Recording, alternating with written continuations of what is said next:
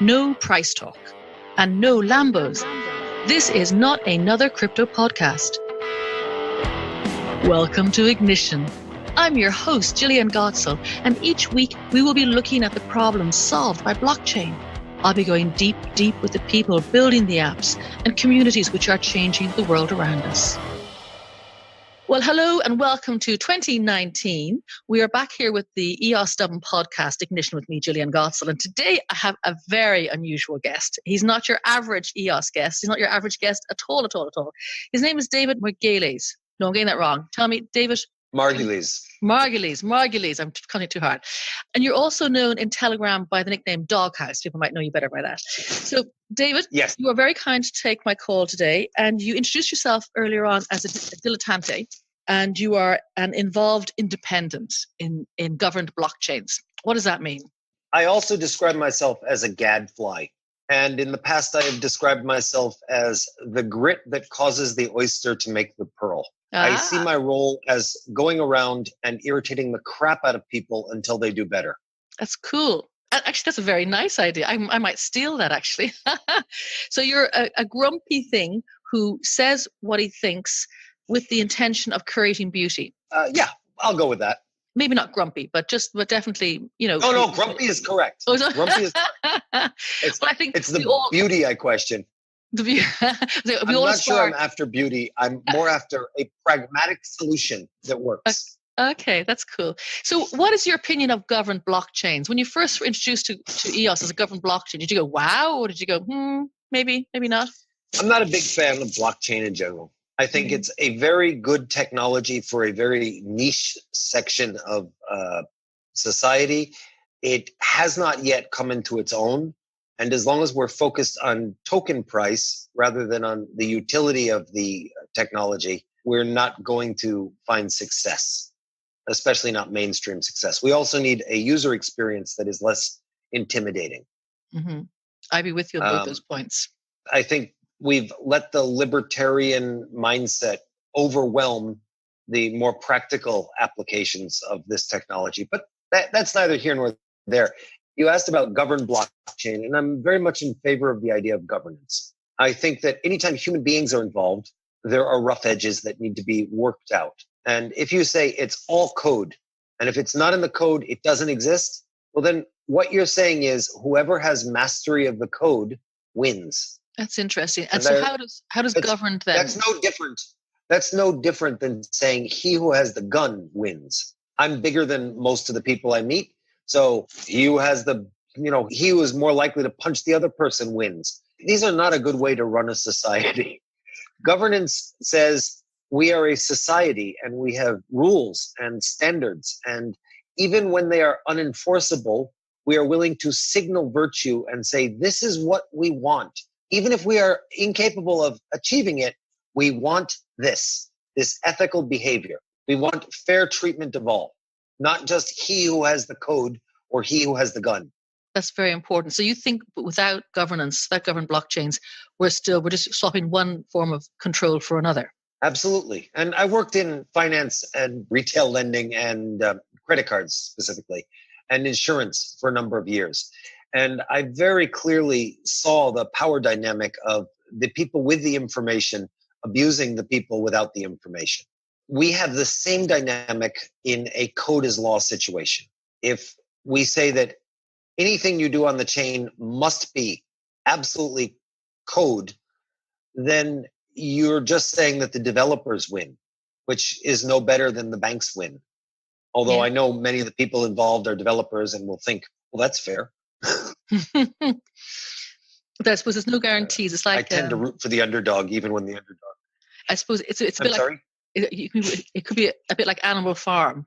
In time, everything corrupts. 4 legs bad, 2 legs good. Yes. Yeah. Right. So the governance. So how is governance working in your opinion so far with the EOS blockchain? We're taking a lot of friendly fire. People who are in favor of the idea overall are doing the most damage to the system. The FUD from outside is absolutely negligible. We can ignore the idiots on Cointelegraph. The real problem is the people within the community who are saying, well, since it's not enforceable, we should get rid of all the law. ECAF isn't perfect, so we should get rid of it. I'd like to say that I'm exaggerating the statements made by these people, but I'm really not. The idea that, sorry, a bit tangential to your question, I think that the governance that we are aiming for is the right direction, but we are distracting ourselves with petty squabbles and, quite honestly, some people who should know better, but they are young. They're in their early 30s and they think they understand everything and they understand nothing. And we have a preponderance of developers, and developers as a rule tend to not be great with people. They don't understand people, which is why they're drawn to a more mechanistic career path. That's fine. I'm not particularly good with people either, but for different reasons. When someone who does not understand people tries to create a system, they often get it wrong. And as all of us are developers of a sort, whether it's code or whether it's governance structures or whether it's just social interactions, we're all developers. And we should be willing to take a scientific approach and say, this is working, this isn't working, rather than an emotional response, which I'm seeing from a lot of the community, which is, it's not working. Get it away from me. It's not working. Not a helpful. So that seems to be a bit of conflict. On the one hand, you're saying the developers who you imagine are not emotional are putting forward one view. And I didn't say that developers aren't emotional. Okay. I said developers don't understand human interaction very well. Not all developers, but I'm thinking of people in my head right now, specific people that I'm trying really hard not to name. Okay, we're not going to name. We don't want any lawsuits. We're going to name any people for sure. So you think that people are being? I mean, that's a very good point that you're making. That inside the community, there's a lot of friendly fire, as you said at the very start. So there are people who are inside and who are inadvertently not helping. They're being destructive. They're not being constructive. They're being destructive because they are unsatisfied with the pace of results or the effectiveness of the results. And I think it comes from just being young or inexperienced or unable to adapt to that experience, in that they don't understand that human involvement requires patience and a recursive process, and it's going to take a long time to get where we want to be. And I guess we're only at the baby stage now anyway. Yes. We're 6 months old. How many 6-month-old run or catch a ball? Does that mean they're worthless and we should start over? No. And yet we seem to take that attitude with ECAF and some other governance bodies. They're young. They can't walk properly, so we should scrap them and get a new one. What are the main criticisms leveled at ECAF so far? And do you think they're genuine? I think they're genuine. Some of them, ECAF has not been okay. There's competing complaints. ECAF is bad because it's too powerful. That's one complaint. That's just silly. It's just nonsense. That ECAF is too powerful. What do they think a court is, if not powerful? But it's supposed to be powerful and yet restrained. An unrestrained court is a dictatorship. A court with no power is schoolyard. And we don't want either of those. So that's the one complaint. Another complaint is that ECAF has no business model. And that's just a canard. ECAF has a very clear business model. The problem is that they don't have funding. And, well, yes, they don't have funding. Right. That's understood. We need to fund them. Saying that because they are underfunded and so don't do their job efficiently, so we should cancel them, that strikes me as really misunderstanding cause and effect. And then another complaint that you hear often, it's that ECAF is too ineffective. And you can't be both. You can't be both omnipotent and impotent. You can only be one of those. So we have to address as a community the fact that EOS and ECAF are both young and they're growing. And it will take a while for ECAF to develop the institutional muscle memory to process things quickly. The complaint that ECAF won't scale is willful, I don't want to say willful ignorance, but a willful blindness to the fact that it will scale fine. It just needs to go through 10,000 cases until it knows how to handle these things. Because most of these cases will be incredibly simple and automatic once we have a process nailed down. Who is responsible for nailing down the process? Well, that would be ECAF. Internally or with direction from the community? I would say internally. And another complaint that comes up is that ECAF was not elected by the community. It was sort of self-appointed. And I would say, yes, how many of you voted for your judges in the local community you live in? Generally, systems don't elect, legal systems don't have judges as elected positions. In the US, some places do, some places don't. I'm not sure about Ireland, but it tends not to be a good system when there is a political hack who is dependent on the goodwill of the masses. Ironically, here you said what happens in Ireland. The most of the judge appointments are made by parties, political parties, but there's been a new law brought in, so there's going to be a broader committee, including lay people, non-legal people, who will be responsible for the appointment of judges going forward, because it seems to be too political, as it is in the US, of course. So ECAF going forward. Well, that's actually not a bad thing. Appointed by a political party does not necessarily mean corrupt, but running for office definitely means there will be corruption. A political party appointing someone, you would hope that the electors, the nomotai, would do a better job selecting judges than the demos. Mm-hmm. Yeah, I say if the law is changing here recently, there's been a reform bill brought through, which is challenging the right for political parties. I'm a big fan of enfranchisement of the masses. I'm not a big fan of direct democracy. Okay. I've met too many stupid people to think everybody should have a vote. That's an interesting observation. Of course, who makes that judgment call? Obviously, we all do.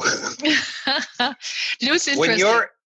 When you're in the market and you're standing behind someone in line and they can't figure out how to add up their change, don't you weep for humanity? Well, yeah, that's one thing. Maybe they're not numerically, gifted, but maybe they have other gifts that make them, empathetic human beings that understand that vulnerable people need care and stuff like that. Doesn't always follow. Well, and also modern kids nowadays, sure, who uses their brain for adding up the change at a grocery? I think it's all on their computers. They don't, they use calculators. They don't think about those basic maths problems. Perhaps that wasn't the best example. I'm sure you know who I'm talking about, and you've already pictured in your head someone that you would like to take the vote away from. But you know what's interesting? Do you know what some people that I'd like to take the vote away from would be somebody, and you probably don't like Peterson, whom I dislike with a vengeance, because he's very smart. Jordan Peterson, a very, very, very, very, very, very, very smart man. But I dislike intensely his conclusions. Not the way he goes, but his ultimate conclusions. I'm going, whoa, now I weep for humankind. Jordan Peterson, the Canadian? Yeah. The Canadian professor. Mm-hmm. Yeah. His basic problem, and this is definitely not an EOS topic, but his basic problem is he's an academic who fails to see that there's a real world application to the nonsense he spouts. There's something, because he's very smart, but what I find, so this is only to answer to your question, who would you take the vote away from? But when he goes from his step 1, 2, 3, 4, and all of a sudden you're at step 10, you're going, oh, I agree with lots of the points, but I don't agree with step 10. How did we get here? It's kind of like it's an aside, really, to say who would you take the vote away from? So, very smart people, as well as I wouldn't take it away from. I wouldn't take it away from Jordan Peterson necessarily. I would take it away from many of his followers who just say, because Jordan Peterson said it, step 10 is correct. Yes, yeah, possibly. Anybody on EOS who says Dan says, they lose the vote, as far as I'm concerned. Okay. I don't care what Dan says. So we're going into what do you say? If you don't have a thought of your own, shut up. Is that why people sometimes? Into what? Sorry, that's why someone say in Telegram that they can't decide when they listen to you if you are incredibly smart or they're incredibly dumb. I don't know. Did you see that quote? They say that about me? Yeah, Katie said that today. She said, "I don't know if he's really, really smart, or if I'm just not smart at all." Because I think I'm sure she's smart. I just have a vocabulary that is better not shared. I tend to use words that people don't know, and I don't give a damn about it. And though I suspect that's not, it's less the words and it's more the content, because you do say some interesting things. I mean, even like about our voting little debate there, the person who's not numerically functional shouldn't be allowed to vote. And I'm thinking, that's not necessarily how I would judge somebody in terms of being qualified to vote or not. I wasn't really complaining about their innumeracy. I was complaining about the fact they're in front of me in line. So people who make you wait, they're on the way out. You're a queue barger. So go back to EOS now. So this is, there's a George Carlin bit where he says, have you ever noticed that anyone who drives faster than you, no, anyone who drives slower than you is an idiot, and anyone who drives faster than you is a maniac? Yes, that's a very good quote. Yeah, that's sort of my attitude towards voting rights. Just give me all the power. I'll take care of you. I shall be a benign dictator. Well, do you know what's interesting? I was in Oman recently, early this year, in the Middle East, and I went with it was the first time to go to the Middle East. I went with some trepidation, and I know it was a very progressive society when women can drive and lots of things going on, but I thought, but nobody has the vote. And then I spent some time talking with Omani residents, and do you know, it was interesting. They said, we don't pay tax. We have a very good health system. We have a very good free education system. Life's not so bad. I looked at them and thought, ooh, isn't that interesting? The right to vote is so fundamental. This year we celebrate 100 years anniversary of the women first getting the vote in the UK and Ireland. And they have to be over 30 though, because they have to be of age. But then you think is the right to vote more important than the access to free and good education and healthcare and housing? It's a good point. No, I think that Oman may be onto something there with taking care of Maslow's basic needs sufficiently, and then just ignoring the right to vote. Because quite honestly, in a country where there are enough buried tensions, a non-homogeneous society where there are buried tensions, probably open democracy is not a good thing. It's like Churchill said, democracy, a terrible system, but it's the best we have. That was his reckoning. So anyway, a governed blockchain, is it the best that we have at the moment, and can we only aspire to it becoming better over time? But a man's reach should exceed his grasp, or what's a heaven for? Say it again. It's very good. A man's reach should exceed his grasp, or what's a heaven for? It's Robert Browning. Okay. It's like too as well. There's more in heaven and earth than any your religion can imagine. That was the Hamlet line too as well. I'm telling you, old age is a terrible thing, isn't it? All these quotes. There are more things in heaven and earth, Horatio, than are dreamt of in your philosophy. In your philosophy. Philosophy. That's what it is. Yes. Pearl Horatio. But no. The Robert Browning quote is, we should be aspirational. Even if we can't achieve success, we should try for it. Yeah. And I think that's the attitude we need to be going into all of this with. Mm-hmm. A governed blockchain is a new idea. And we are creating a fundamental governing document from scratch. Do we have other things to look at? Well, we can look at them, but we can't take them whole cloth. We have to adapt them to our situation. Mm-hmm. And it's difficult. And we are going to make mistakes. And we need to just pull ourselves up and continue onwards. And what do you see as your role in the development of the EOS blockchain? Or do you see a role? Are you just a little bit of grit trying to make the pearl, or? Yes, actually, that is what I am. I am a gadfly. I am the grit that makes the pearl. I am the annoyance. That's my role. And you enjoy it very much. No, actually, not as much as people think. I avoid saying a lot of the things that I want to say because there's no point. Okay.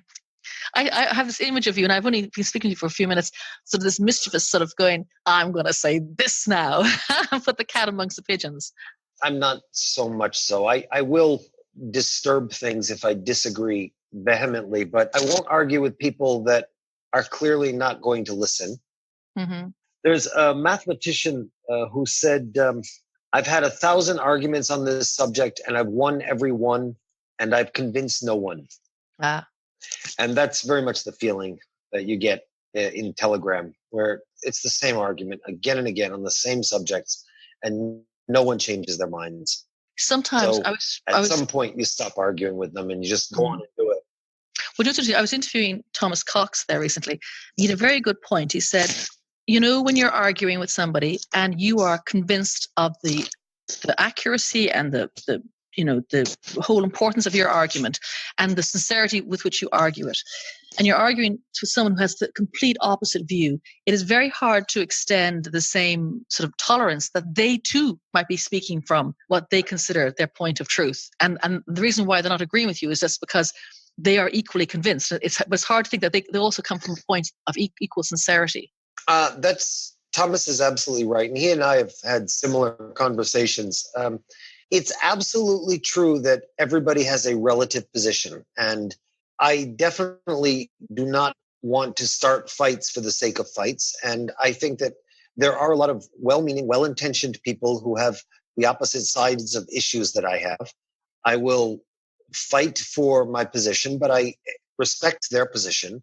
However, when we say that everybody has a relative position, that does not mean that all positions are equal. Mm-hmm. And at some point, you have to tell the flat earthers or the Constitution version 2 people that, no, you're just wrong, and I'm not going to talk to you anymore. You have a point. You have a point. I do a lot of arguing with homelessness and homeless advocacy here in Ireland. And sometimes you go, I'm done. I'm not going to change your mind. I'll go on to the next person, I think. So how do you feel? Do you feel hopeful for the EOS blockchain? Do you think it will come good? I despair for humanity overall. But yeah, every day is worse than the previous day, and every month is a little better than the month before. Okay. So it's a forward progression. It's a forward progression that feels like every day is a step backwards. Yeah. Okay. That's still positive. I have 2 children that are young adults, and when they went through their teen years, that was exactly what it felt like. Every day was just an uphill battle. I could not. I really wanted to commit murder on a regular basis. But you had invested too much time and money in your children at that stage. It was sunk cost. That's right. So an economist would say I should have cut my losses and put them on an ice floe. But as parents, I've been there. I've got grown-up kids too as well. And there's some point you're going, oh my God. And you go, but you can't throw them out because they're there 16 years or whatever. So it's a long investment. It's funny. So EOS now, I ask, do you have boys, girls? 2 girls. Very fine young women. Very fine. Girls are interesting. They are from a father's point of view, they are the most wonderful thing until they turn about 12. Mm-hmm. And then they turn into evil little harpies. And it remains that way until about 20. That's the old Mark Twain quote or whatever. My parents knew nothing when I was 18. I was amazed how much they learned by the time I was 21. Or supposedly he said it. It's true. It is. Teenagers are very tough. I mean, I reckon though, well, there's 2 things. One, I reckon is as a parent, you've invested too much love and energy, time, emotion, the whole thing. You're not going to throw them out at that stage. And secondly, I remember I was on a cattle drive in Montana some years ago, and my daughter was going through that horror stage. I was going, and I said, why do kids do it? Why? And the cowboy I was talking to, this old, very sensible man, he said, that's the only way they can divorce from their parents. Otherwise, they'd stay home and never leave home. And do you want that? No, you want them to be independent, grown-up people. And the only way they can do that is to, really fight with their parents. Because up until then, the parents have been everything that they've known and everything that they've loved and believed and trusted and all the rest of it. And to leave home, they have to be horrible to the parents. Isn't that funny? I went, well, that makes sense. I can live with that. And now I have 2 young girls, 24 and 22. And they are amazing young women. And I'm going, wow, did I produce these kids? How did I do that? What I was going on with was girls at age 12 become horrible animals for a few years. Boys are actually the opposite in my experience. They are horrible animals until about 13. And then my son is quite easy to be around. Wow. As long as he's kept fed. Yeah, that's the thing. I've heard that with my nephews. Feed them and they stay happy. So I guess then we should turn that back into blockchain again. And if the EOS, if it's a teenager, was it a toddler? Is it a toddler? It's a toddler still, isn't it really? It's a toddler. A toddler. We've got a long way to go. It's a toddler going through the terrible 2s. Yeah. Is it a boy or a girl? Oh, I don't think it matters. It's a saggy diaper either way. And we got to just hang in there. Keep on changing those diapers and feeding them. And we'll get there. And when do you think EOS will become a grown-up? What type of time span? It's dog years or human years or? Crypto seems to move fast, doesn't it? I mean, we've been working on EOS now for 10 years since June. So it's really hard to say. So in the next 100 years, by next, January. Next June. Next Oh dear. Listen, I have to say, David, that's been a pleasure. This has been my most unusual podcast with EOS Dublin so far. We've talked on lots of different things, weird and wacky things. I'm going to have you back again, I think, if you don't mind, because I'd love to. We might go a bit deeper into governance, compliance, and stuff like that. I don't mind. We never got to what I'm actually working on. These days, I've been helping get the WPS, the Commons Fund, launched. The EOS Commons Development Fund, which we are going to call the CDF, because people reacted very negatively to ECDF because it looked like ECAF. All right. So that's that. Well, why don't I have you back on again to talk about that specifically? We leave the kids out, we leave the governance out, we leave everything out except the worker proposal fund. And I'm also helping the Korean community get involved with governance. So those are the two projects that I'm working on. Okay. Well, I'll make a note of those. And we'll have you back very soon on the EOS Dublin podcast Ignition. Thank you very much. It's David Margulies. I got it wrong again, didn't I? Hopefully my internet is better. Oh, cool. That doesn't matter. Doesn't matter. No, we get it. And it's say your name again. I keep on. It's Margulies. Margulies. I'm putting the emphasis on the wrong. I went Margulies. Margulies. Thank you. Yeah, you're turning it Irish. I live in the Philippines, and everybody calls me Margulies.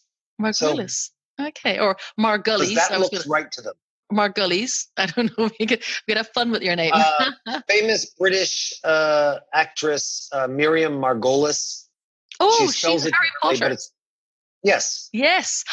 I saw it recently on Graham Norton, and Graham Norton was being interviewed separately. She's a frequent guest on there, and he says she comes out with the most terrible of stories, the dirtiest of stories, but because she's sweetness and light, she gets away with it. So obviously her name helps. I don't know. There's also an actor, David Margulies, same spelling, same name, who was in, what was he in? He was in Ace Ventura, Pet Detective. He was in Roots. He was in, I don't remember what else. I don't know him. The Godfather, I think. There's also Stan Margolis, who was in Breaking Bad. No, he's Mark Margolis, sorry. Okay. It was in Breaking Bad and a few other movies. It's not an uncommon name. It's not, or it is? It is not. It's not. Okay. No. Okay. Yeah, no, I'll practice it the next time I get it right and I don't emphasize the wrong syllable. Or you can just call me Doghouse like 90% of the people on Telegram do. That's what I'm going to do, actually. That's much easier. I can do Doghouse. So we're going to conclude this edition of Ignition, the EOS Dublin podcast, with thanks to Doghouse. Thank you very much. Until the next time we come back and we cover the worker proposal funds and the Korean compliance. Brilliant. Governance. Governance. Sorry, governance. Okay, brilliant. Okay, thank you so much indeed, David. Thank you for your time. Stay well.